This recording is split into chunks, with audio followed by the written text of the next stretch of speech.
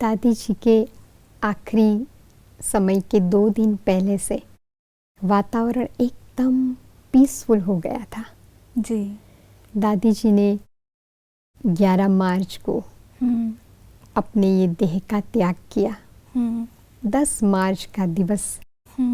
एक अनोखे साइलेंस का दिवस था हम और नीलूबेन आपस में बैठ के बात कर रहे थे कि कैसी शांति लग रही है जैसे कोई संपूर्ण आत्मा के शांति के वाइब्रेशंस ने सबको साइलेंट कर दिया था जी। और हम सब वहाँ पे निरंतर योग किया करते थे हॉस्पिटल्स में भी बैठ के लेकिन वो एक अलग वाइब्रेशंस थे हमें पता नहीं था कि इतने शांति के वाइब्रेशंस दादी ही दे रही थी और फिर जब 11 तारीख शिवरात्रि का दिवस था तो दादी जी के पैरामीटर तो सब तब कंट्रोल में आ गए थे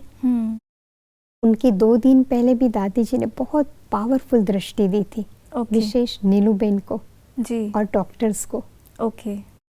और जब 11 तारीख हुई सुबह हम अगले दिन ही सब बातें करते थे कि दादी जी हमेशा शिवरात्रि पर झंडा जरूर लहराती थी गामदेवी में भी 2 शिवरात्रि पर दादी जी ने अपने हाथों से झंडा लहराया था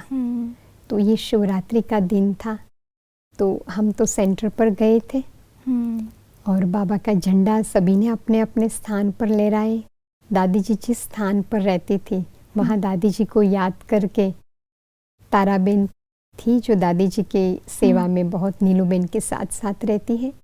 दादी जी की ओर से वहाँ झंडा लहराया उसके बाद सुबह का मुरली क्लास भी हुआ और हमें समाचार मिला कि दादी जी की तबीयत थोड़ा ऊपर नीचे पैरामीटर हो रहे हैं तो तुरंत हम हॉस्पिटल पहुँचे नीलूबेन और सब दादी जी के पास ही थे और पावरफुल दादी जी के पूरे वो जो आईसीयू यूनिट का वाइब्रेशन था बहुत पावरफुल था वो समय था कि डॉक्टर ने कह दिया कि अब दादी जी हमारे बीच में बहुत थोड़ा समय है और हम सब आसपास खड़े रह गए जी और सब बाबा को याद करते थे दादी जी से हमने कुछ एक बातें करना शुरू की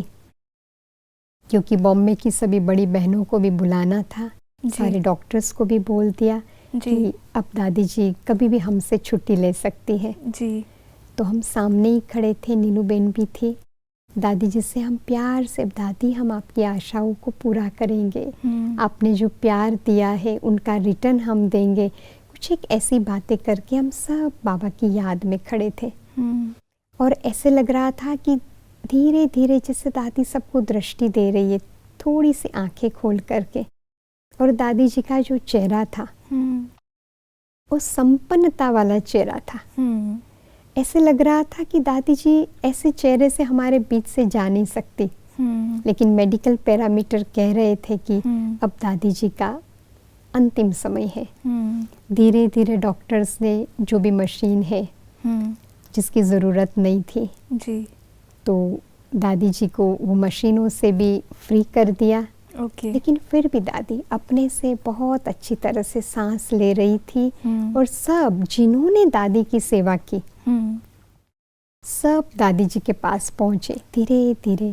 सबने दादी जी से दृष्टि ली वाइब्रेशंस लिए सारे डॉक्टर्स आ गए जो दादी जी के पास नहीं पहुंच पाया हमने देखा कि सभी ने मिल लिया पावरफुल योग का वाइब्रेशन था हमें पर्सनल ये महसूस हो रहा था बाप दादा भी साथ है और जैसे सारे एडवांस पार्टी की आत्माएं वहाँ पे आ गई है इतने पावरफुल वाइब्रेशंस थे लेकिन ऐसे लग रहा था कि दादी जी अभी भी किसी की वेट कर रही है सभी आ गए थे लेकिन 10:30 बजे दादी जी ने 10:30 से 5 कम था दादी जी के एक डॉक्टर मेन डॉक्टर जिसने दादी जी की 3 साल से सेवा की वो नहीं आए थे तो ऐसे लग रहा था कि दादी उसकी वेट कर रही है वो बड़े दूर से आ रहे थे जी और जैसे ही वो पहुंचे और उसने दादी जी से दृष्टि ली दर्शन किया और फिर कुछ एक मिनटों में दादी जी को हम सब देखते थे,